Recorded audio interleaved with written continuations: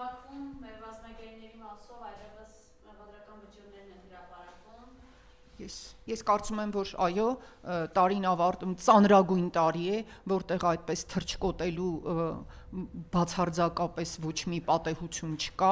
բայց ես այդ առումով լավատես եմ, ես հենց ասում եք, չէ, հոգևոր Հայաստան, ես հոգևոր Հայաստանը, հոգևոր Արցախը նաև տեսնում եմ Բաքվի դատավարություններում։ Բաքվի դատավարություններում մեր ապօրինի ազատազրկված արցախյան ազատամարտի հայկական նության վերածննդի շարժման ներկայացուցիչները ցույց են տալիս իրենց արժանապատվությունը, իրենց հերոսականությունը և հավատարմությունը այն նպատակներին, որոնց իրենք նվիրաբերել էին իրենց ամբողջ կյանքը։ Այնտեղից հնչող ուղերձները և Ռուբեն Վարդանյանի, և մնացած բոլորի, Բակո Սահակյանի, Լևոն Մնացականյանի, Դավիթ Բաբայանի, Դավիթ Իշխանյանի ցույց է տալիս, որ հոգևոր Հայաստանը այսօր Բաքվում էլ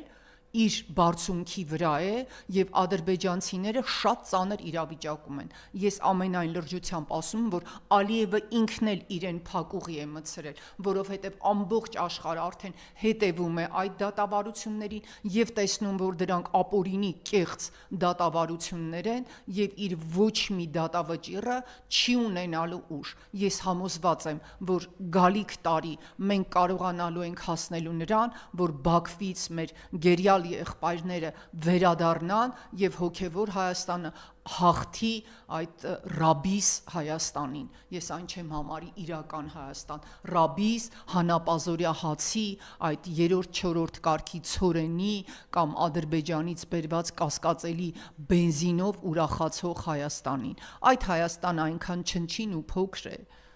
որ նրան հաղթելը, այո,